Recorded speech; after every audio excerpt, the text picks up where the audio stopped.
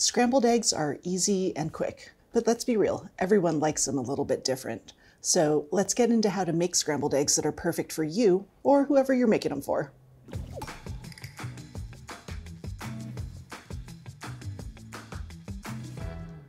I'm going to make a batch of scrambled eggs right now and kind of walk you through how I think about this.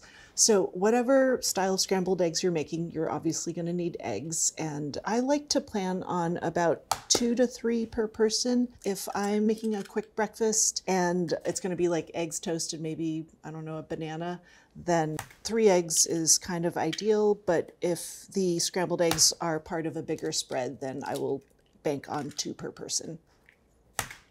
So I've got 5 eggs here, and this is going to be scrambled eggs for 2. Now, when I make scrambled eggs, I like to salt the eggs in advance. I use 1/8 to 1/4 of a teaspoon for this many eggs.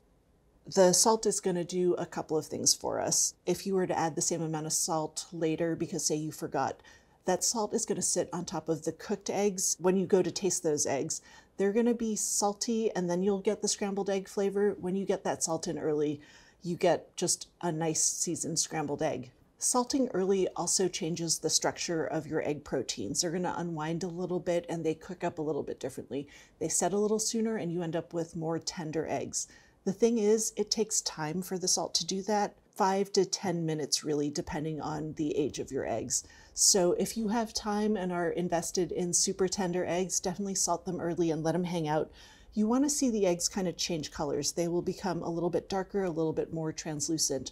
That's how you know it's time to cook. The final ingredient I'm going to add is a tablespoon of milk. Now, I'm using milk here because I happen to always have milk. If you want to use a non-dairy milk, that's totally fine. Half and half is great, heavy cream, whatever you've got and you prefer. Those richer dairy products, they're going to make your eggs a little bit richer. The flavor changes a little bit. You get kind of a creamy sweetness. If you don't happen to have any dairy at home and don't like it, it's totally fine to add water. The reason we're adding this is we want a liquid in there to dilute the egg proteins. When we go to cook these eggs, the proteins are going to have a little bit more trouble linking up and bonding super tightly, and that's going to keep the eggs a lot more tender. So beating the eggs, pretty simple. I prefer a fork. I find that it fits in my bowl nicely. If I were, say, scrambling 20 eggs for a party and those eggs were in a bigger bowl, I would definitely use a whisk, but really you should just match the tool to the size of the bowl. There's nothing complicated about this. I'm just breaking up the thick portions of the white and the yolk and mixing them all together. And that's it. So that was equipment for beating the eggs. Let's talk about the equipment for cooking them. So here's the equipment I use for making scrambled eggs. First up, I have an 8-inch nonstick skillet. The nonstick coating just makes cleanup a little bit easier. If you don't have nonstick, it's totally fine. You're just gonna have to spend maybe an extra minute washing that pan. The surface of your skillet is a little bit up to you, but the size of the skillet is really important. I like to use a skillet that's a little bit smaller than the amount of egg I'm gonna be cooking. So for the 5 eggs I have, I've chosen an 8-inch skillet. The reason for that is the surface area of your pan, that's where all the active cooking happens, and the bigger it is, the more cooking you have to manage at a time. Choosing a small skillet just gives you a little bit more time to make decisions, and it lets you have a little bit more control. Next up, butter. It's an ingredient. It's going to add a little bit of rich buttery flavor to the eggs, but what's really important is butter is an emulsion of fat and water, and that means there are water droplets that are evenly dispersed in each pat of butter. So I'm going to drop a tablespoon in here eventually. That water that's in the butter, it's going to help me figure out when I can start cooking. You need something to stir with. I like to use a rubber spat. The curve of the spat makes it fit in the pan nicely, and the fact that it is mostly nonstick means that the raw egg is not going to be prone to sticking to it. Last up, you're going to need a lid that fits your pan. We're going to use the lid to help the eggs kind of coast to a finish rather than trying to cook them perfectly and then get them out of the pan right away. If you don't have a lid that fits your pan well, you can use a plate. You just want to use a large one. If you used a plate that was the exact same size as your skillet, there's a good chance you'll kind of touch the side of your skillet while you're trying to pick it up and you might burn yourself. By the way, you can find lots more info about our favorite skillets, spatulas, and lots of other equipment. Go check out the America's Test Kitchen app. Okay, so we've got everything we need. Let's cook these eggs. Okay, so to start, I'm going to use a tablespoon of butter. I'm just going to drop it right into my pan, and I'll set the heat to just medium. Now, what's sort of interesting is, since the butter is a tool and not an ingredient, you decide how much butter you need based on the size of your skillet. If I were in a 12-inch, I'd use maybe 2 tablespoons of butter. You just need to have enough butter to cover the bottom of the skillet. So it's really the surface area that dictates how much butter you use. So now that my butter has started to melt, I want to swirl this pan to cover the bottom of my skillet. Since butter is an emulsion, there are tiny droplets of water suspended pretty much everywhere, and they're going to be my indicator that this pan is evenly heated.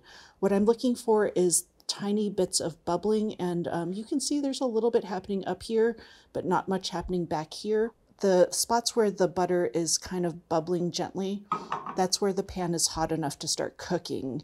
I want to see that bubbling happening evenly across the entire skillet. Pretty close. I'm just going to give this little spot a touch more time. So at this point, I want to increase the heat to medium-high. That's the temperature that I want to do my cooking at. And I'm going to get my eggs in so that the butter doesn't start to brown. The reason I want my heat to be set at medium-high is I want there to be enough heat for the water that I added with the milk and the water that is naturally present in the eggs and butter to turn to steam. It's going to start puffing. You can kind of see that puffing happening at the sides of the skillet, but it's also happening below. It's just covered by egg. I also want to be stirring constantly as I cook. You don't necessarily have to stir quickly though. The egg that is touching the pan, that's the stuff that's actively cooking. And if you stir slowly, that egg's going to have a little bit more time to heat up and to set and to be firm. Whereas if you stir quickly, the eggs aren't going to cook quite as much and you'll end up with something softer. I really like soft scrambles, and so if I'm making eggs for myself, I definitely stir quickly. My default eggs, though, they are fully set, and to get that, I make sure to stir slowly. At this point, when I can draw the spatula through and not see any runny egg, I want to shut off the heat, break up any clumps to make sure I don't have secret pockets of loose egg, and then pop a lid on this. The reason to pop a lid on when your eggs are almost done is there's enough heat in this pan and in those eggs themselves to finish cooking them. If you were to try to cook these eggs through with the heat on, the chances of overcooking any bits of cooked egg shoot up, and you definitely have to get them out of the pan right away. And even if you do get them out of the pan right away, they're holding on to enough heat that they're likely going to keep cooking too much on the plate. Water's going to get squished out and you end up with kind of that steam table kind of spongy egg vibe that nobody likes. It's been maybe a minute and a half, but these are looking pretty done to me. They're awesome as is, but what makes them better is a tasty garnish. Eggs can be taken in a lot of different directions when it comes to toppings. You probably have all kinds of seasonings and condiments that are kicking around in your pantry or fridge that would be really great here. And I don't just mean hot sauce or ketchup. Chili crisp is my go-to. I really like its richness and heat, and it brings like a little bit of savoriness from all the fried alliums. It's fantastic with eggs. The warm eggs are just bringing out so many beautiful aromas. This smells awesome.